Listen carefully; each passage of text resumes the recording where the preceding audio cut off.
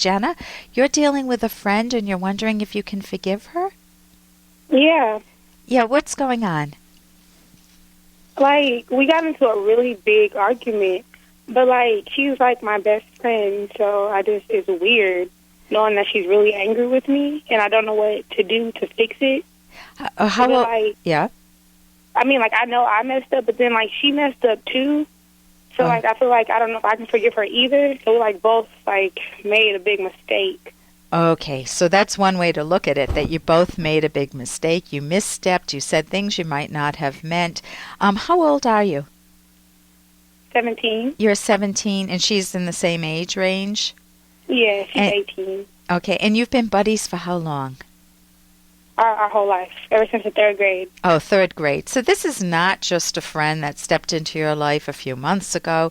This is a huge value. And you've been close buddies for that length of time? Yes. Yeah, so that must hurt a lot. Tell me what happened.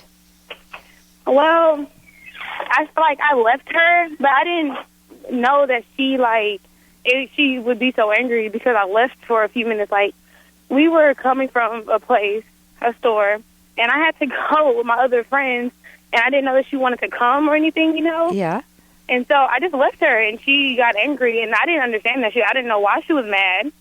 And so when I came back, she didn't talk to me, and then she sent me a text message, and she kind of cursed me out, and I didn't understand. Yeah. So she assumed that you left her for some negative reasons. Either you were abandoning her, you had better friends, and kind of used her up. You're done with her, you're moving on to other friends, or she might have just felt very vulnerable and left out and had hoped that she was important enough to you that you would have invited her. But she assumed something very negative. Has she told you what it is? No, she didn't. Okay, so that would be one opening. You could say to her, I don't know her, what's her first name? Her name's Alex. Alex? Mm-hmm. Okay. You could say something to your friend. You could give her a call, or you could text her and say, Alex, I realize I'm not sure what went through your mind when I went away with the friends. I'm assuming that you must have thought something negative, and I'm curious. And if you open up a conversation being curious, she may be willing to talk. When she cursed you out, what did she accuse you of? She just felt like, what she said to me was that I abandoned her. She feels like I'm getting new friends because, we're really close, but, we've been, slipping away from each other lately. And so she thinks like I'm getting new friends, and, she doesn't really matter to me right now. But I try to tell her. She's always going to be my best friend, and nobody can take her place. I tell her this all the time. Okay, so she's feeling threatened and needy. And so, have you ever had a garden? Hey, I got to interrupt this because we've got to pay some bills. 30 seconds, that's it. A very quick ad, and then Ellen will be back. Romance. I wish I knew more about what girls want from a relationship. Boy, I wish I knew more about what I want. Where's that ad I saw? Here it is. The Selfish Path to Romance, a serious romance guidebook. Download Chapter 1 for free at selfishromance.com and buy it at amazon.com. Huh. The Selfish Path to Romance. That is interesting. Okay, so she's feeling threatened and needy. And so, have you ever had a garden? Yeah. Of flowers. I know this sounds odd for me to ask in the middle of this. Garden, yeah. Right, and if you don't water the flowers, what happens? They start to die. They die. They wilt first. You may get weeds in the garden, and then the flowers die. It's the same with a friendship. If you don't tend to a friendship and water it and pay attention to one another, that means Alex needs to pay attention to you too, Jenna. If you pay attention to one another and nurture each other and in a sense, water each other, if we use that metaphor, then you can keep a friendship going over a long period of time. And if you know that she felt hurt, it's okay to say, I understand if you thought I was abandoning you, you've got to be kidding. I feel so close to you. I don't know what I would do without you in my life. We're so close.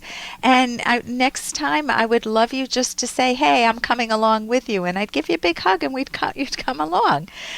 You could help her through this.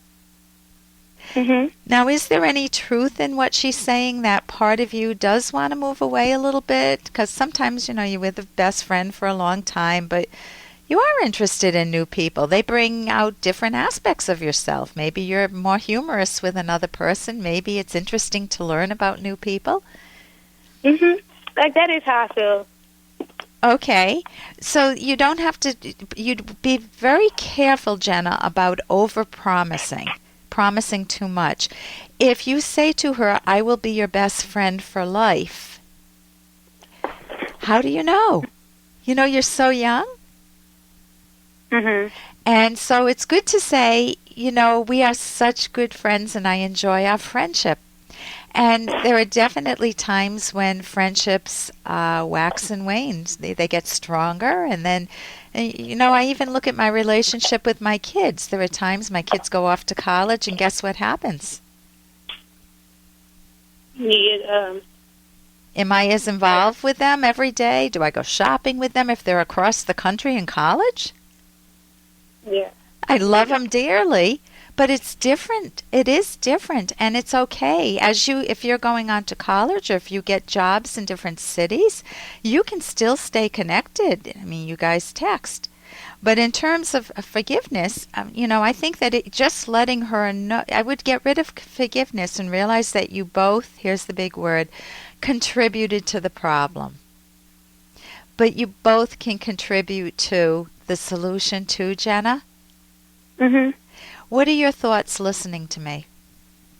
I feel like after I get off the phone, I should go call her, tell her how I feel, and then listen to what she has to say, and just talk it out, and understand more, and just tell her how I feel about everything. Yeah, listen to how she feels. And that you do value her, but be careful about the over-promising. Don't tell her you'll love her forever and ever and ever and ever and ever, because you tell her where you're at now. I feel very close to you. We've been friends forever, and both of us will find different friends, and we can share them with each other too. And let's figure out how to work through this, because this is a very normal situation. Believe me, what you're going through is very normal. Even adults do it.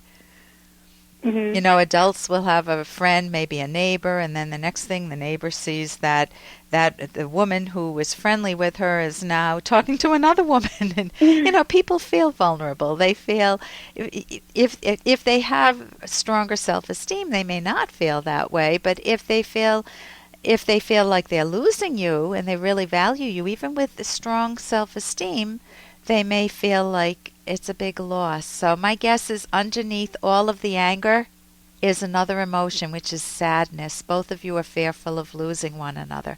So I recommend you do just what you said. Give her a call, and I wish you a lot of good success with that, and hopefully a very warm friendship with her. Thank you. Thank you very much. For more Dr. Kenner podcast, go to drkenner.com and please listen to this ad. Here's an excerpt from The Selfish Path to Romance, the Serious Romance Guidebook by clinical psychologist Dr. Ellen Kenner and Dr. Edwin Locke. It is not the case that all the monies partners have has to be jointly managed, but a couple should always discuss important money matters together. Both partners should know how much money they have, where it is, how it's invested, what future income to expect, and the details of their expenses and debts. It might be necessary to have an agreed-upon household budget. If problems arise, they should be discussed together before any decisions are made.